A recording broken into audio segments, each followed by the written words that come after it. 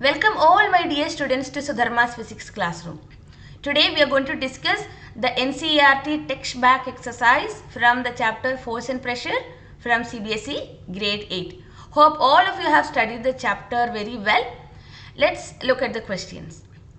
Question number 1.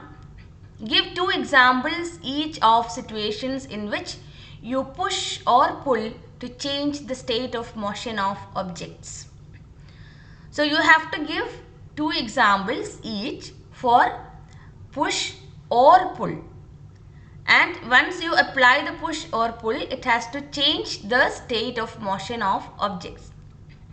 So I have given here some examples, and you can give your own examples from your real life. This is just an idea. So one example can be a heavy box at rest is pushed to move it from one room to another. So when we move it, when we apply a push on that, it changes the state of motion of the object. Maybe it was initially at rest. Now when we apply a force, it starts moving. So it changes the state of motion of the box. Another example, a player pushes a football using his foot. So that will be changing the state of motion of that ball. Another example you can think about, see, if you apply the brakes of the car, it may stop. So it is again changing the state of motion. So these are all coming under the effect of forces. When you apply a force, when you apply a push or a pull, it causes different changes on the object where the force is being applied. So if you think, you can get a lot of examples for this. What about the pull? We will have to give two examples for pull also. A rope is pulled to draw water from a well. This changes the state of motion of the water bucket. Another example, a drawer is pulled to open it. So what all other examples coming into your mind? Please comment it on the chat box.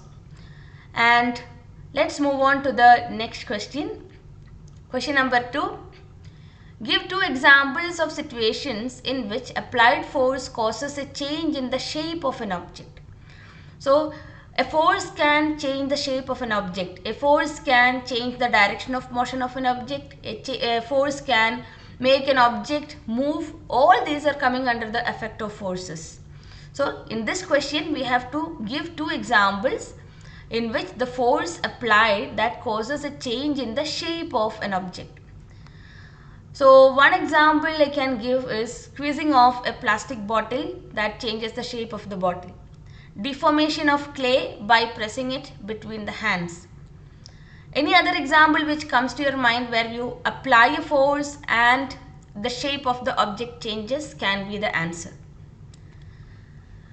The next question is fill in the blanks.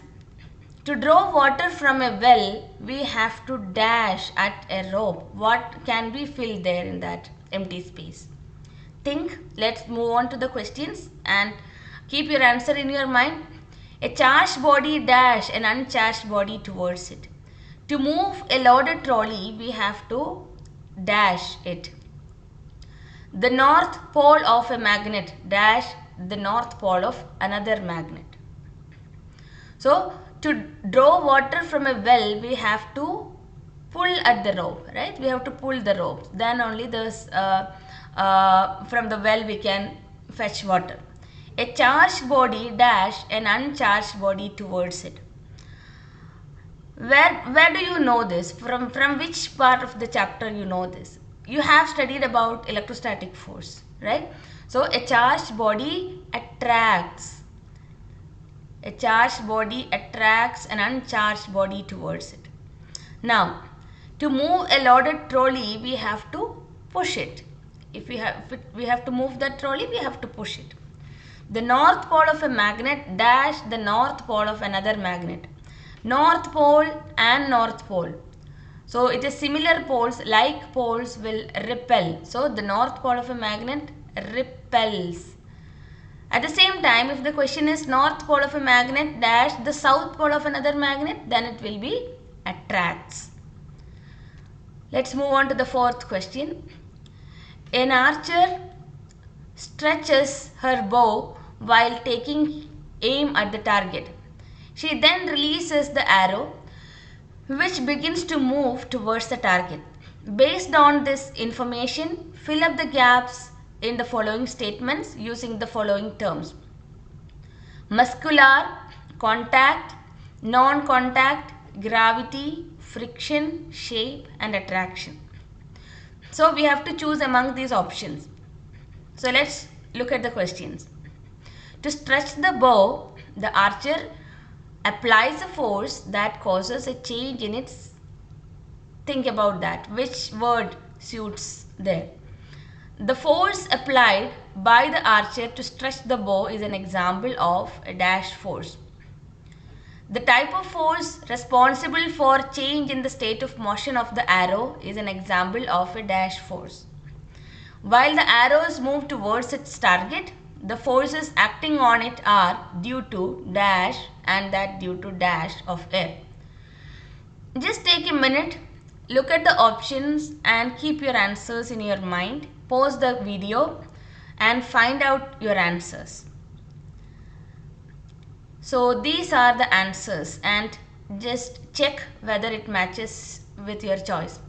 To stretch the bow, the archer applies a force that causes a change in its shape, right?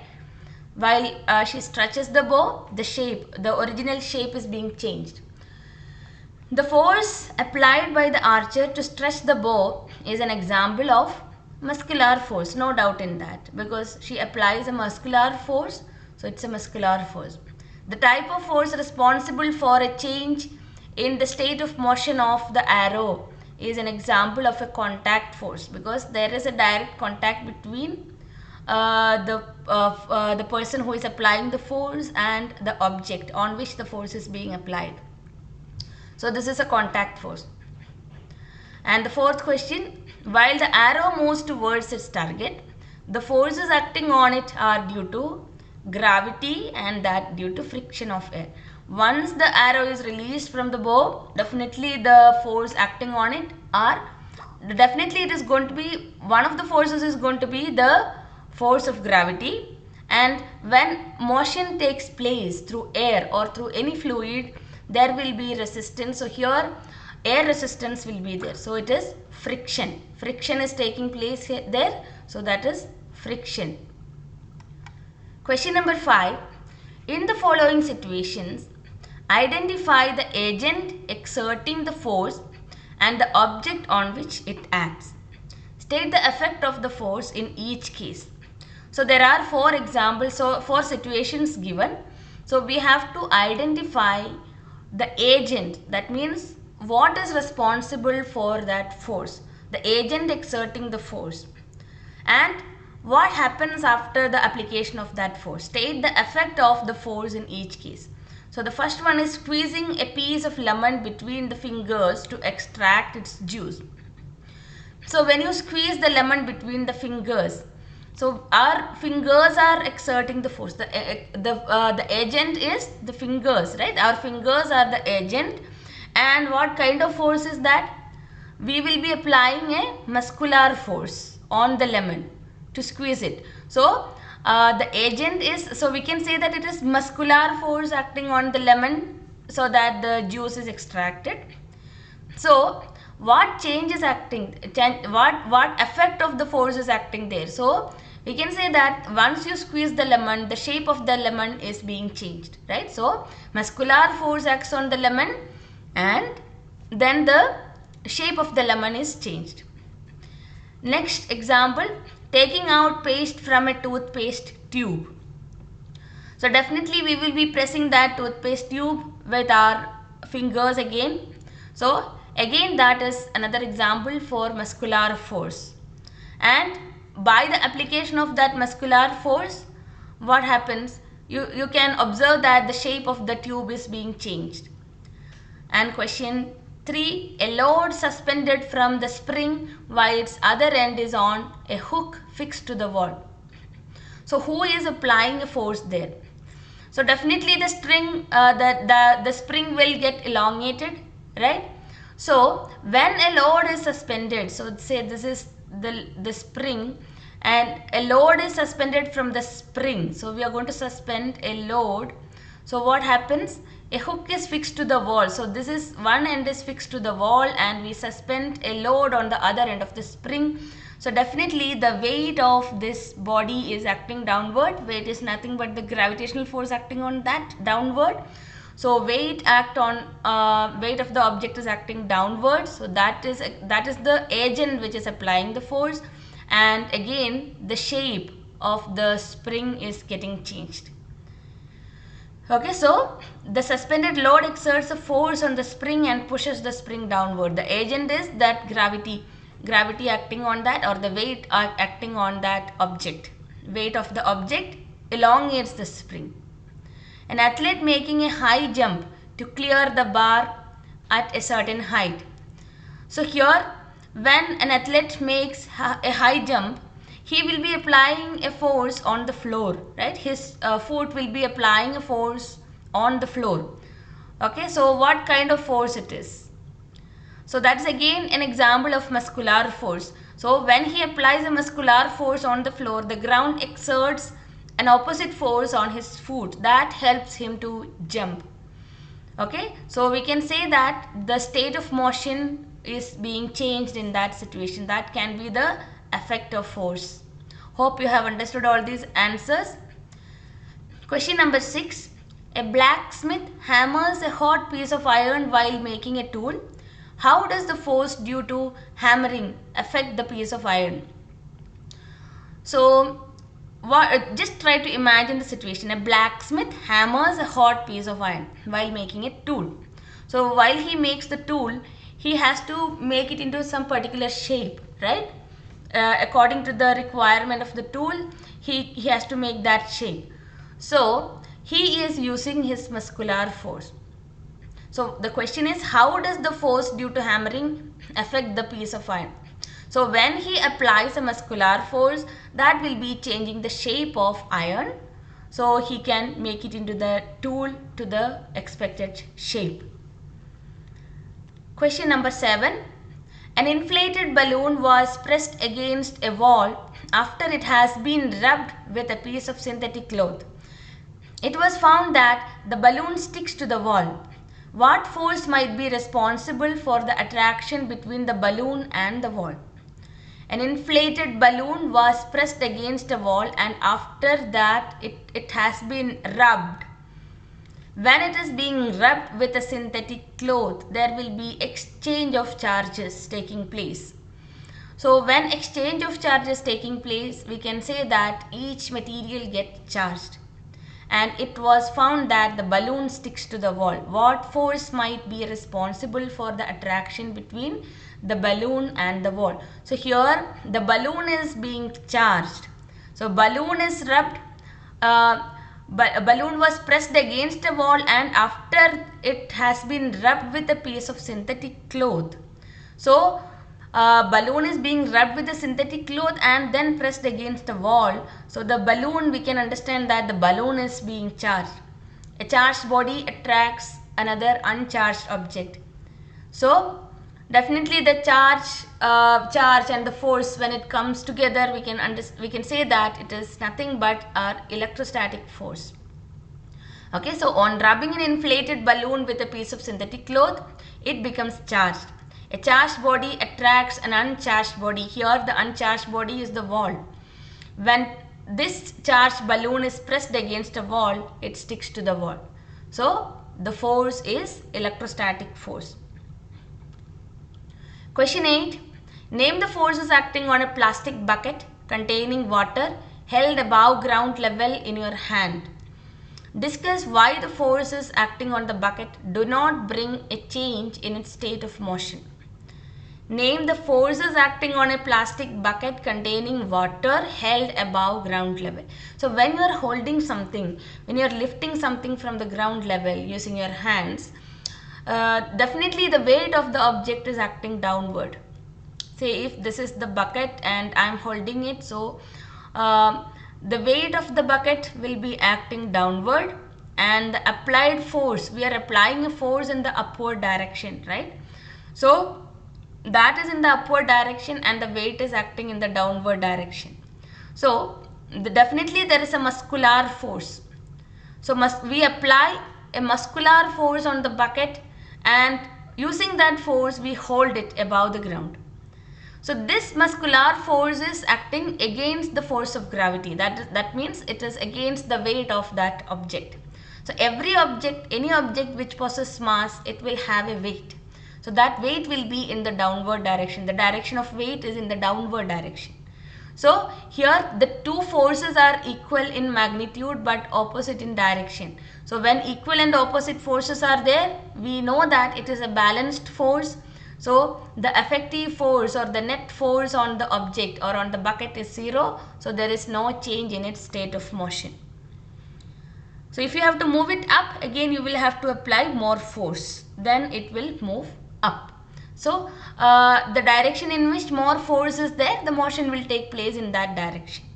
And at the same time, if you leave that muscular force, definitely the object will fall down, because there the weight of the body is more. Question number 9. A rocket has been fired upwards to launch a satellite in its orbit. Name the two forces acting on the rocket immediately after leaving the launching pad. A rocket has been fired upwards to launch a satellite in its orbit.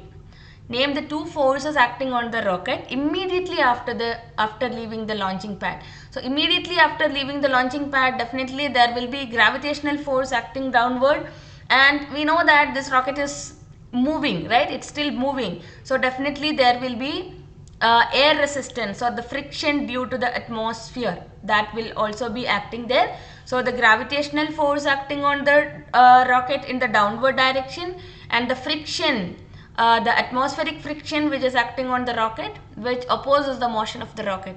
So these are the two forces acting on the object, acting on the rocket immediately after it leaves the launching pad. And question number 10, last question. When we press the bulb of a dropper with its nozzle kept in water, air in the dropper is seen to escape in the form of bubbles. Once we release the pressure on the bulb, the water gets filled in the dropper. The rise of water in the dropper is due to pressure of water, gravity of the earth, shape of rubber bulb, and atmospheric pressure. Let's read the question again. When we press the bulb of a dropper with its nozzle kept in water, air in the dropper is seen to escape in the form of bubbles. Once we release the pressure on the bulb, water gets filled in the dropper. The rise of the water in the dropper is due to. So definitely this is the working principle of any syringe, or when we drink juice using straws, the same principle is being applied there. So this is because of atmospheric pressure. So when we press the, say for example, if you are pressing the syringe or sucking the air through the straw when we have to drink a juice, so we are creating a vacuum inside that straw. So the pressure inside the straw or pressure inside the needle reduces. So atmospheric pressure will be pushing the liquid to the region where there is low pressure. So here the answer is atmospheric pressure. So these are the NCERT text back questions. Hope all of you have understood the questions and answers. And in the coming class, I will be discussing the NCERT exemplar questions for the chapter Force and Pressure. So those who doesn't know what is NCERT exemplar questions, they are higher order questions given by the CBSE board. For each chapter, for each subject, there is NCERT exemplar questions. So MCQs will be there, 1 mark question, 2 mark questions, and 3 mark and long answer questions will be there. Those are little bit higher level considered when we compare with our text back exercises. So definitely don't miss that NCERT exemplar questions discussion. I'll be doing that in 3 parts. The first part will be with MCQs and very short answer questions. Then the second part is with short answer questions, and the third part will be long answer questions. So hope you understood today's discussion. Thank you for watching. See you.